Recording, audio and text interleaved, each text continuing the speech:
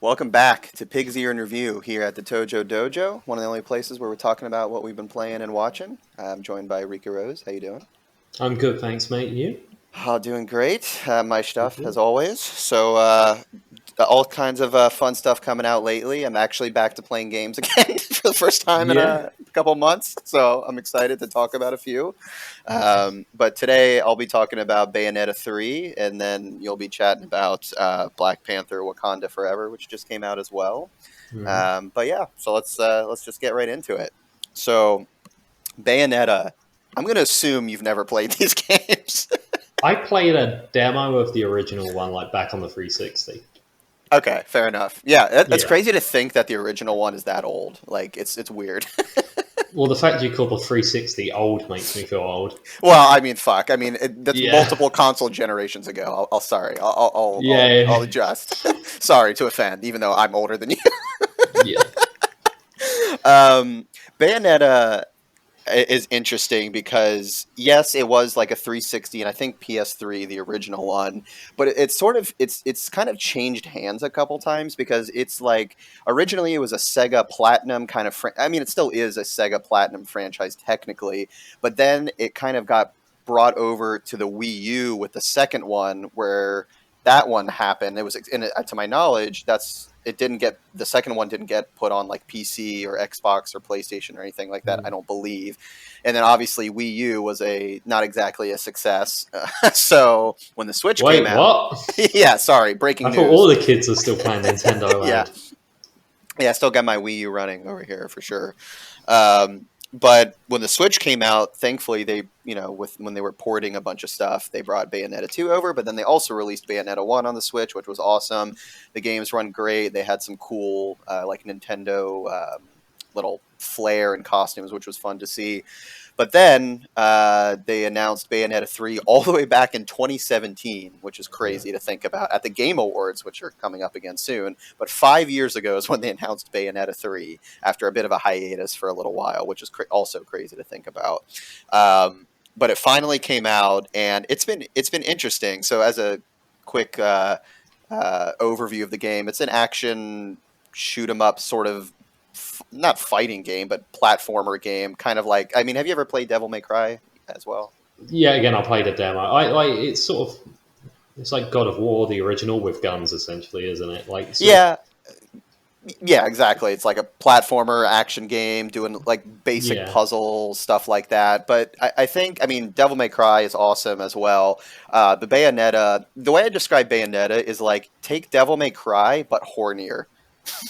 That's the best way. I have seen some clips of how horny this game is. Yes, I will say though the game is genuinely like funny, and I think the reason why I love the Bayonetta games is because, and it's for the same reason I think I like the Devil May Cry games, which is it's Japanese developers trying to interpret American lifestyle through their lens, and it comes out just stupidly goofy and just over the top, like ridiculousness. Like every stereotype you could think of like a Western American person is what they put in these games basically, and it's just ridiculous in terms of like the story and kind of what it's doing. But Bayonetta, of course, is the main central character. So she's very fancy, has a British accent, is very refined, of course. But basically the premise is that she's more or less like an angel. Wait, just don't talk about the voice acting. Sorry. Let's not go down that road. Yes. There's been some controversies. Yes, I'll skip over that one, but the new one does a good job. That's all I'll say. That's all I'm going to say. Okay. But the premise of her characters, it's not too crazy. She's just a demon angel character who summons demons with her hair. It's a tale as old as time. We've all heard it. I remember everyone back in the day being like, she looks like Sarah Palin. A little bit. I could see that. Mm-hmm. Yeah. It's pretty funny.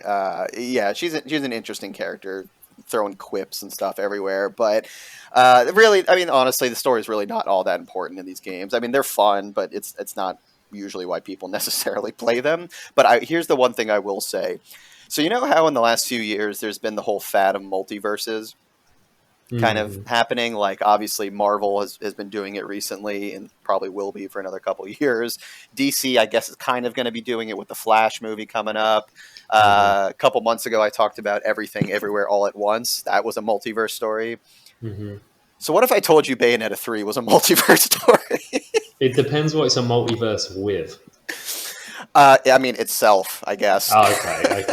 I was like, do other Platinum games come into this? Like, no. So really, okay. the premise of this story is there are alternate universe Bayonettas who are like kind of being attacked, and like you as the Bayonetta we know is kind of going to try and find them and help them, and then in the process, I'm not to spoil it, but she kind of meets them and takes some of their powers to like be the best Bayonetta essentially, and you can summon more demons and different weapons and stuff like that. So once again, story is really not all that important, but it is a multiverse story. And I have to wonder, because once again, this game was announced 5 years ago.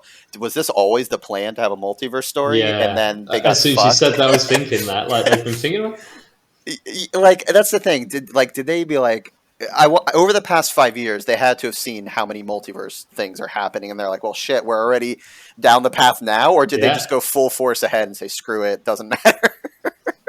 Or they changed development like halfway through, and they're like, we got to get in on this train. Yeah, well, that too. So, I mean, once again, it's not like it's bad or anything. It's just at this point in the culture, I don't need any more multiverse stories. Like, we can let that rest. It's like how we were all done with zombies in like 2013. Yeah, exactly. So it's fine. It's not that big of a deal, but it's just that's essentially the central point of the story. But yeah, no, it's a super fun game. I think it takes, I don't know, it took me 12, 13 hours, something like that to beat. But I could go back and do Wait a minute, it took them 5 years to make a 12-hour game. Yeah, That's right? stupid. Yeah, I want my money back. Fuck this. Yeah. But you could go back and do challenges, and you can replay it. I don't necessarily think I will, or not anytime soon per se, but they are once again fun games, and you can keep challenging yourself. You do get to play as a couple of extra characters that you couldn't before. There actually, I will say, there is one part, like there's the main missions, and there are these kind of like side missions that you do where they're kind of like side scroller, almost beat 'em ups, like in a weird way, and just to like change it up a little bit. So that was kind of cool. It's like a 2D section. So I guess the one thing I'll say about this game, and this isn't necessarily a detriment, is that the game is unbelievably like frantic. Like if you have ADHD, you're gonna love this game, because every like minute it's something different is happening, which I mean is cool. Like they vary the game up a lot, but at times I'm like, can I just do the same thing for more than 2 minutes? So yeah. It's a bit much at times. I get overwhelmed when HUDs have too much stuff going on. Yeah. Or is it like, like Death Stranding at the end of each mission where like 50 million scores come up, and I was just like, what? Like, was I successful or not? Can you just tell me? Yeah. So you got 4,000 extreme points. I'm like, I don't even know what that means. Is that good? Am I too extreme? Like, how does this work? So, I mean, ultimately, though, like I said, it's a great... Yeah, I love these games. Bayonetta games are super fun. They, of course, leave it open at the end where I'm sure they could do another one. I don't know if they're taking a breather, per se. I don't know how this is done, to be honest. I haven't looked it up. I mean, I know the people who like Bayonetta are very much have enjoyed it. It's reviewed pretty well. I think it's getting like 8s, 9s, and I don't know if it's always been like a cult hit. Yeah. Mm-hmm. Yeah. And I will say, though, it is funny, though, that it's almost now known as a Nintendo franchise, which is just super weird to think about. That's not how it started out. Nintendo is secretly horny. I don't know if it's a secret anymore. Yeah. I mean, like, they saw some of the deviant art going around to their characters, and they were like, oof. Look, Sega has their deviant art with Sonic. We got to have ours with Bayonetta, so we got to compete. We're bringing back the console. Here's my question, though. So I'm not a big fan of the gameplay style, but I think I could get through it and somewhat enjoy it, depending on how much I enjoy it. Yeah. I don't like the horniness of anime. Right? I find it a bit cringeworthy. Like, I look at those accounts on Twitter that have anime avatars, and it's like, my boyfriend, and I'm like, it's like, how's your Thanksgiving going to go with your family? But Yes. is it? I watched a clip where it was like her on top of a train and it's her clothes falling off and stuff like that, and I was like, is this making fun of how horny anime is, or is it actually horny? Because if it was making fun of it, I think I could get on board. I wouldn't say. Well, okay, let me say two things. First of all, for Bayonetta 3, thank you for the reminder. They introduced a brand new aspect to the game called Naive Angel Mode, where you can tone down the horniness, actually. Oh, okay. Yeah, it's a dedicated mode where it doesn't do all that. I wouldn't want to do that, though, because I want the game that they were making. Yeah. Right, It's just like, it's more like marketed as like a kid-friendly mode for when your mom walks in and you see a half-naked woman. No, doing you need things a on button screen. for that. Well, yeah, quick not in the settings. Yeah, mum's walking in. Oh, done. fuck. Like, God, yeah. yeah. What are you talking about? It's fine, yeah. But it is funny that they advertise that as a feature. But as far as just the normal gameplay, no, it's not. It's definitely not making fun of it. But I would say it's not as. I wouldn't say it's as cringy as some of the stuff you're talking about. It's done. I mean, I hesitate to say it's done in a tasteful way. I don't think that's the right word, but like, it's done in a way that it's just kind of goofy and fun. Like, it's not serious per se, but it's not like making fun of it either. It's just that's kind of what her character is. But once again, this game is made by a bunch of Japanese men who are used to having this shit as part of their video games and anime. So I'm not like shocked that they've gone this route, but that's also been the character since the beginning as well. You know what I do find weird is like, you know, when like American shows, movies, games depict another culture, but they don't do it like 100% accurately, how everyone gets like quite upset about it and stuff. Yeah. Yet when people are like do America, like from Japan, everyone finds it hilarious, like how weird they make it. Like well, that's what I'm saying. Like that's what these games have become, or Devil May Cry, or like Deadly Premonition is like a Twin Peaks like knockoff. It's like it's a goofy lens that they're putting over it. Yeah, that's why I love when Japan does this stuff. It's so good. Yeah, but I partly wonder if the other cultures are like, yeah, that's great, because like I know it was more serious and it wasn't goofy, but like apparently Japanese people loved Ghost of Tsushima. Like, because they were like, it depicted Japan beautifully. It was like, I'm like, I want to see what they think of like a goofy version of Japan. I would love to see that. That'd be great. Yeah. So it's fun. That's why, like I said, I love that. Well, and if I'm not mistaken, the creator Hideki Kamiya of Bayonetta, I believe he used to work at Capcom, because he was the guy who worked on Beautiful Joe and I think Resident Evil 4, if I'm not mistaken. So like that's where like the lineage of Platinum games coming from Capcom makes sense, because they both of at least that. It's nice to see that era of games almost continue through Platinum games, because if you look at modern Capcom, for the most part, other than maybe the recent Devil May Cry, that goofy style of like older platformer shoot 'em up type of games don't really happen anymore. So other than like situations like this, which is nice to see. So I'm all for it. I hope they keep making stupid games like this. I think we described it the other day as like if the early 2000s video game market carried on. Like if it didn't go down that super serious road, it went down for a while. Yeah. Which is why we ended up with a lot of Call of Duties. Exactly. And that's why I think these games, I mean, like I said, they are fun in their own right, but it is fun to like, bring back that style of gameplay, which is why even if it's maybe not necessarily your cup of tea, that if you want that feeling again, you'll kind of get it from this essentially, which I think is great too. That's why I was excited for Balan Wonderworld, and then I played the demo and I went, that's been on sale for like $5 recently. Maybe I'll finally get it and play it as a joke. Just get angry. I'd pay him $10 not to give it to me. just burn all the copies. Fuck. So, anyways, obviously, thumbs up for me for this game. But I would highly recommend playing all of them. You can get them all on Switch. They all look great. And actually, this is one of the first games I used because I had to get a new Switch OLED recently because my last one broke. And I've played some like older games on it, but this was a nice game to test with the Switch OLED finally, like a true. What were you doing to that Switch OLED? How much did this game make you horny?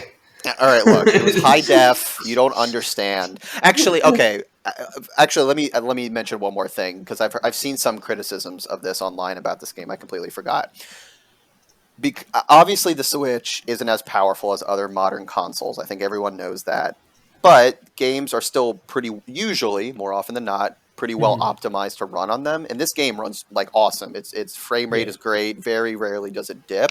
But the cost of that is a lot of textures kind of look old, like kind of a couple generations ago type of graphics. And I've seen a lot of people comment on like, well, that's kind of a detriment. Like, how could they not make this better? And maybe it's just because like I don't give a shit, or those are the games I like anyways. That if they wouldn't have said that, maybe I would have noticed it. But like, it had no impact on my enjoyability whatsoever. But I've seen some people complain, and I'm like, who gives a shit? Is it really that big of a deal? Yeah, but this is like I remember when Final Fantasy 9, I think, came out on the PS4, right? Hmm. And like it turned out when you went in the battle and came out of the battle, the music on the overworld started again. Whereas in the original, it used to pick up from where it left off. And I Oh, okay. remember seeing threads about this online of people going, "Oh, I'm not buying this game now." And I'm like seriously, that's the fucking thing that pushed you over. Right, That right. right? I didn't even fucking notice until someone said it. Yeah. Right? I'm like, if that's what's, but honestly, you could release a game with graphics as good as like the 360 PS3, Hmm. and I'll be happy. I know what I'm getting. You see trailers before, you know what you're getting into Hmm. beforehand, and as long as it doesn't come as a detriment, like I said to you, I'm not going to buy Sonic Frontiers because they pretty much said they're going to patch it. Yeah. And when I watch trailers of that, the pop-in's awful. Oh, Like, yeah, and the point of that game is you're meant to move across environments quick, yeah. so Right. that affects the gameplay. Hmm. Whereas a weird texture in the background doesn't. Yeah, exactly. Yeah, Yeah. exactly. And that the argument that people make doesn't make sense because obviously how many indie games come out now that are in the style of older style games, and yet that's not a complaint for those games No. either. So it's like the whole idea, and I know we've talked about this before, but the idea of graphics being like a thing other than what you just mentioned of like actual pop in pop out kind of gameplay breaking shit, if the graphics are just looking old, that should have no bearing on whether or not it's a good game. Granted, you could have your preferences, sure, but to say it's an actual negative of the game when that's the style of the game, I think is ridiculous. I don't Yeah. understand it. I think one of like some of my favorite games of like recent years, and like yeah, Naughty Dogs and like games look beautiful and Hmm. stuff like that, but like that's not what I love about them. Yeah, right. You know, and even like one of my favorite games this year, Triangle Strategy. It's Hmm. like pixel art. Yeah, You could have released it on the SNES. right. Like you could, like you, sure, it wouldn't have been as like HD 2D, but like Yeah. you could have. Yeah, exactly. So it's just funny. I hope that the argument of graphics finally fucking dies because it makes no sense to me. Anyway, so People will FYI still though, complain on the internet. that's true. I should expect it until the day I die at this point. So oh well. But yeah, so once again, thumbs up. I would recommend all the Bayonetta games, but and definitely the new one was super fun. So highly recommend. Okay. All right, over to you. Yeah, so I'm going to watch Black Panther: Wakanda Forever.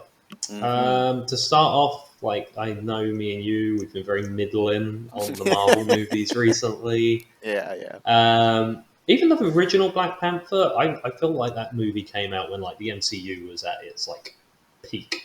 yeah, Right, that was probably when I was most enjoying the MCU. Like yeah. Hmm. I was loving it at that time. But Black Panther, I felt was a very average movie. Didn't dislike it, didn't love it at the time, even Hmm. during the massive MCU hype. Felt it was a little overrated. Sure. Um, this one, I was a bit unsure of because obviously Chadwick Boseman died, and then Hmm. they still carried on filming it pretty quick Hmm. after he passed away. I think it was like within 6 months they were like making it, Damn. and I All was right. like, yeah, but like I was like, is that enough time to like alter the script and make Mm. this a cohesive movie and have it make sense and stuff? Right. Um, and I kept seeing reviews being like, "Oh, this is a touching tribute to Chadwick Boseman," and like there were Sure. tears in the theater, and it's the Yeah. most move. The first like 5-10 minutes is like a goodbye to Chadwick Boseman, and the last 5-10 minutes is a goodbye to Chadwick Boseman. Okay. The middle other part. So this hour's 2 hours. This movie's 2 hours and 45 minutes. Jesus, are you serious? Yeah. I had no idea. That's One probably the thing longest one, right? No, I think one of the events is the second longest Marvel movie. Oh my god! God damn it! I will say I didn't feel it, Okay. but it did still feel a bit too long. Sure. The entire middle part of the movie is a Marvel movie. Classic. All right. Yeah. Nothing that special. It's like because and that's the second one in the franchise, but it's another origin story. But mainly because of Chadwick's passing, I'm assuming. Basically. Yeah, so they had to set someone else up as Black Panther. Right. Yeah. This is also, I've seen the complaint. I liked Iron Man 2, but everyone used to always complain, oh, that film was just setting up the Avengers. Mm-hmm. This movie is clearly setting up another movie. The Thunderbolts one. Oh, I thought you meant the other Avengers coming in another few years. So there is I said this movie's 2 hours and 45 minutes, right? There is a half an hour side plot that goes nowhere and does not affect the main story in any way with the FBI. God damn it. That you could have just cut out. And it didn't even set up much of the Thunderbolts movie outside of the characters just being there. Yeah. Oh my god. Yeah. Ugh. All right. And this is just another case of the MCU just stretching itself. Because I'm also sitting there now and I watch these movies and I'm just how is I wouldn't care if they were just independent little movies, but within them they try to set up that they're part of this larger universe. I'm yeah. Where does this make sense with everything else that's going on in the world? Yeah, nothing gets mentioned in the other movies now, really, or affects them. Yeah, it really sucks that they you have to keep shoehorning this stuff in. It's I don't know. You keep seeing articles from Kevin Feige or others. They're oh yeah, we have all the freedom, or Kevin's saying, yeah, we're giving all the freedom, and all these directors are saying, yeah, we can kind of do what we want. But then clearly there are sections where it sounds or we've seen before, where they're forced to include these things. And I'm it sounds like in this one in particular, you can tell, really, did this need to be here? It just wears on you after a while, I guess. Yeah, it just feels ever since Endgame, they're just doing set up. Yeah. Mm-hmm. And I don't see where it's going or where it's going to all be cohesive. And maybe in 10 years, we'll all look back and go, oh my God, they did that perfectly. Sure. But nothing seems connected because I'm sitting there watching these movies. And I'm why aren't they freaking out about what happened in Spider-Man? Didn't the universe literally just completely change last week? Yeah. Why aren't they freaking out about what happened in Eternals, where a alien 3 times the same size of the Earth appeared? Yeah, that's fine. That's fine.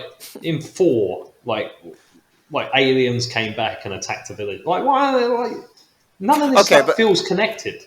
Okay, let's. All right, I'm going to try and be as unbiased as I can. Let's rewind the clock back to the earlier phases of the MCU. I'm trying to think.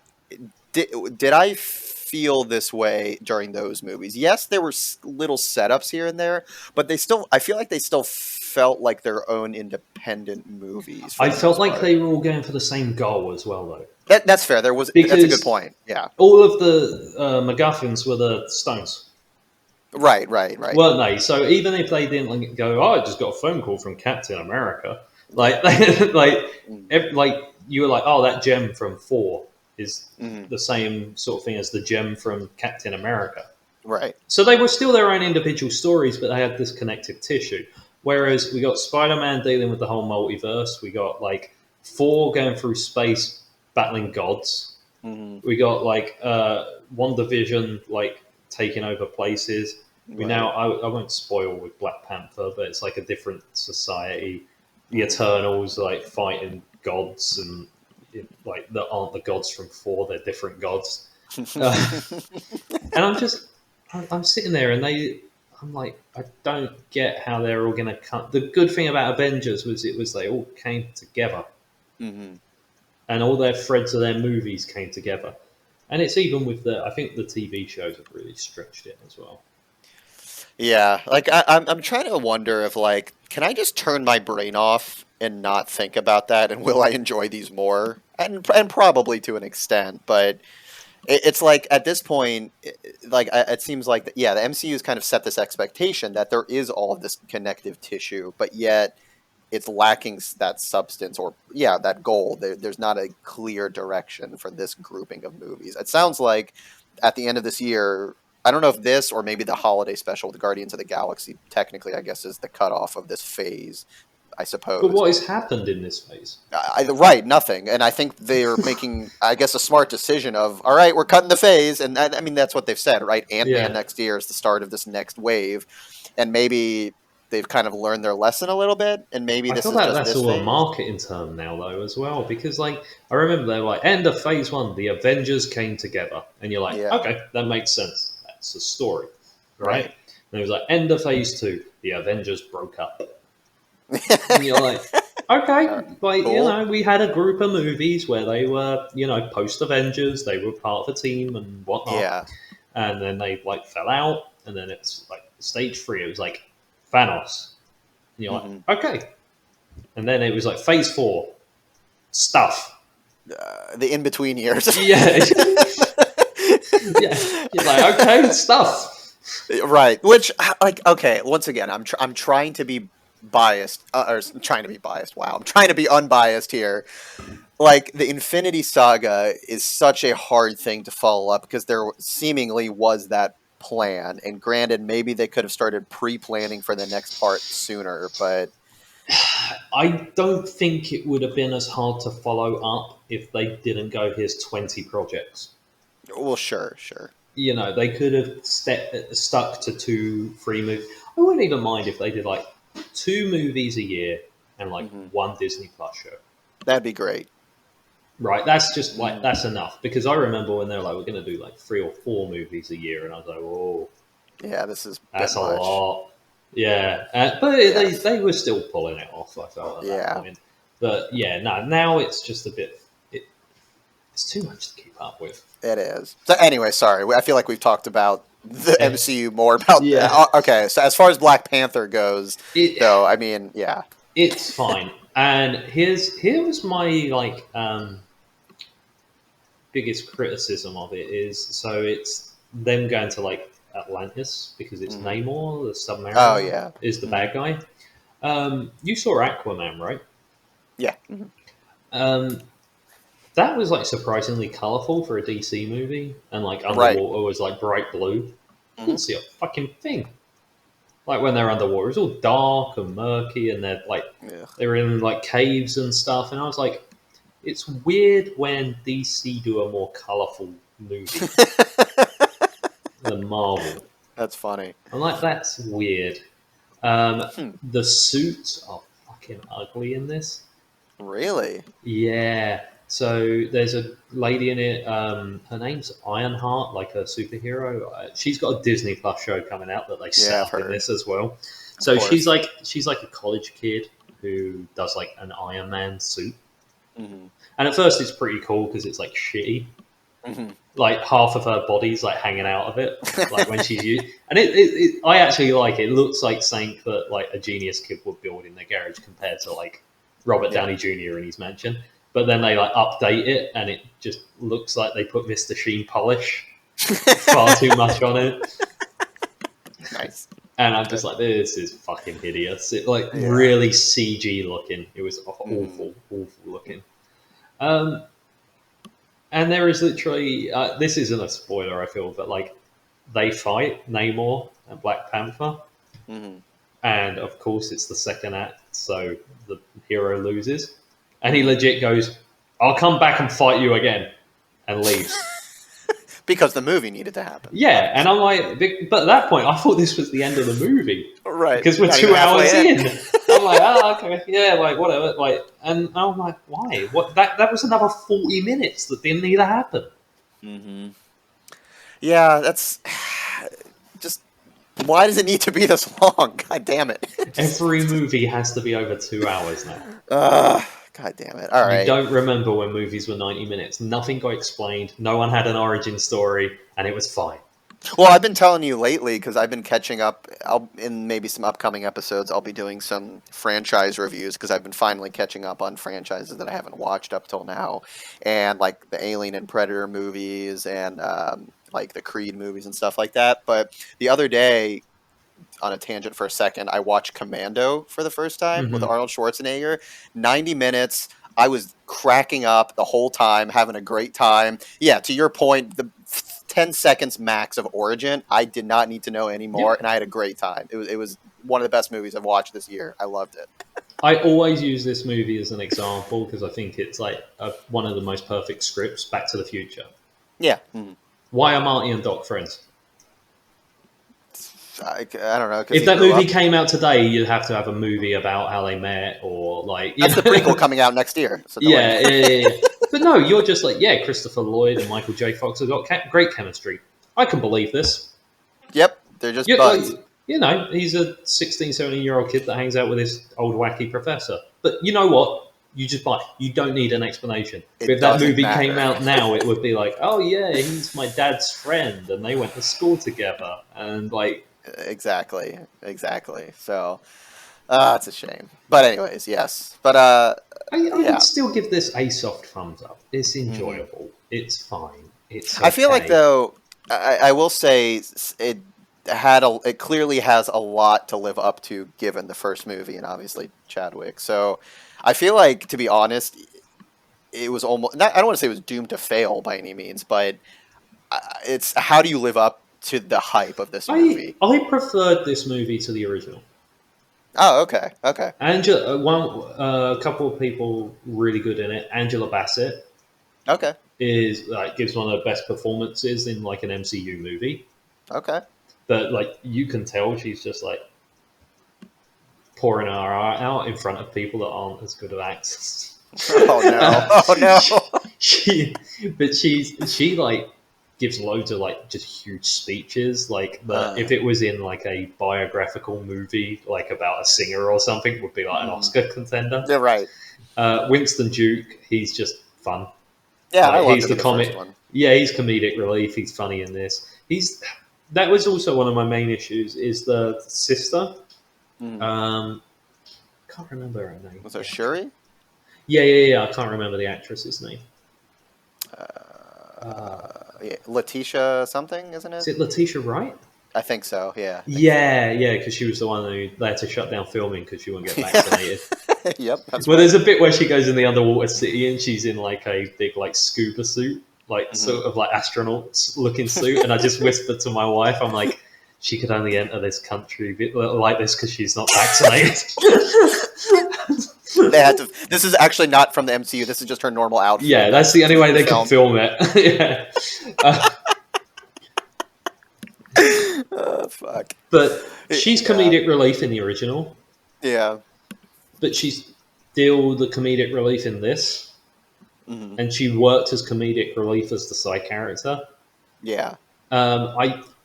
Based on what happened with Chadwick Boseman and the fact that, like, obviously he died in the movie and as well, I think it would have been better if they had her be like lose her comedic side. Oh, take on a more serious role. Yeah, just have her be miserable and like they say she's sad and everything, but she's still cracking jokes every 5 seconds and being sarcastic. I'm like, yeah, I know you're sad because you keep telling me you're sad.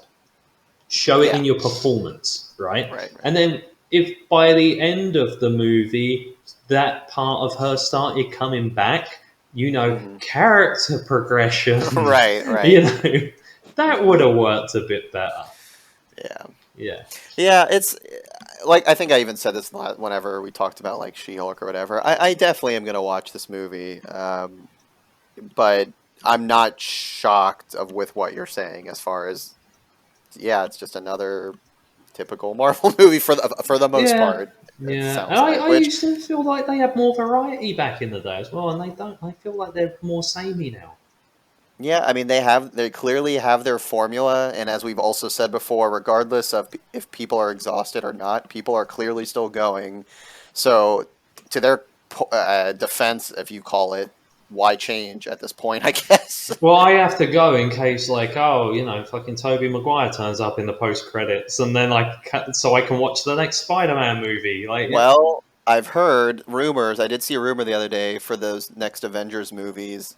I think, or maybe one of the movies before that. There's rumors that they're going to bring him back again for that and Andrew Garfield yeah, instead of like yet another Spider-Man movie per se. And I'm like, why not at this point? Fuck. Well, just you know what? Bring back Lou Ferrigno from the original Hulk TV series. Just bring him he back he too. he was in the MCU. Wait, what? Yeah, Wait, what yeah. do you mean? He's actually been in two things. I think he was a security guard in the first Hulk movie, Oh, yeah. Okay, he and I was. think All he right. did the voice of Hulk in like the original Avengers. No. Wait, Yeah, really? yeah, Huh. yeah. Interesting. Well, you know what? Grunty's just roaring, so like Lou Well, right. Ferrigno just Yeah. went I'm like, out. did he? I just like the idea that they're like, Lou Ferrigno, we want you to come in. And he's like, oh yes, Oh, finally, hell cool. yeah. Like the call I've been waiting for since the '80s because that's the last time I worked. Yeah, seriously. And he goes into a booth and it's just like raw, raw, raw. Ugh. Pretend like you have constipation for a little Yeah. bit. Yeah, so it's whatever. I'll watch it. So it's a bit of a shame though that because I don't know, with at least with the original Black Panther, it seems like that's one of the story. Like, yes, obviously connected to the other movies with MCU, but it did seem like it had a very intentional story. I don't know, what am I trying to say? Like there was meaning, I guess, to some extent behind it. It seemed more impactful. Maybe I'm giving it too much credit, but it seemed like the world loved Black Panther, and maybe that comes to the overhype a little bit. So it's a shame that this one seems like, well, it's kind of just retreated back to being another Marvel I'm movie at also this just point. not seeing the same level of hype for it either. Yeah, I that's know fair. people. I'm not seeing it for anything Marvel now because I think it used to be every 6 months everyone got hyped up, Right, and it right. just feels like continuous. I watch Marvel now. Hmm. But yeah, I'm not seeing it anywhere near the people rave about it. And as I say, I think it's a better movie than the original one. Sure, sure. But yeah, at this point, There's, just people are exhausted. yeah, even people I talk to about stuff, Marvel stuff, most of us are like, yeah, I enjoy Marvel. I watch it. Like that one could have been better. Like no one now is like, oh, I loved that. I loved Hmm. that. Yeah, I mean, like we've said a few times before, at this point, it's just like a soap opera. It's just you're keeping up with it. Like it's not bad. It's not like the greatest thing ever, but it's like, well, all right, we'll check it out. It's not terrible. It's kind of fun, but so yeah, all Too right. deep in now to back out. That's the issue. Oh yeah, like this shit isn't ending No, anytime soon. it's like having a 14-year-old kid. Like it's at the point where you don't really like them that much anymore. But They're you've hitting devoted puberty. that many years to them, so you just got to hold out in the hopes that like by the time they're 18, 19, they turn out all right. And they'll get the fuck out. Yeah, They'll- you still got to just keep an eye on it, even if you're not paying as much attention as you used to. Oh my god! But all right, that sounds like soft thumbs up ish. Soft thumbs up. Like All right. we're at like Uh, 10:30. all right, fair enough. A little bit there. Yeah. Fair enough. All right, cool, good. All right, well, all right. I'll ask one quick question. You don't have to tell me what it is, but obviously there's going to be a post-credit scene. I just know it. Was it whatever it is? Was it good? No, All right, because great. it over explains itself. It could have been 10 seconds, just showed you the thing, and instead they have a conversation for 3 minutes about the thing. God damn it. Yeah. God damn it. Great. I can't wait. I can't wait. Yeah. It's not as good as the Thor Ragnarok post credits. Yeah. I hope that one Not comes to not for fruition. For Love and Thunder. Sorry. Love and Thunder, yeah. Yeah. I hope that one comes to fruition with what happens sooner rather than later. I want to see Yeah. that. Again, I can't wait. Oh, goodness. All right. Okay. So, Black Panther, soft thumbs up. Bayonetta 3, hard thumbs up. Hard because of the horniness. Exactly. Oh yeah, there we go. Yeah, 2 hard thumbs up for Bayonetta 3. Highly recommend. But yeah, if you've played or watched either of these, let us know what you think down below. And as always, let us know if you have anything you want us to catch up on and talk about. But until next time, we will catch you then. Take it easy. Bye.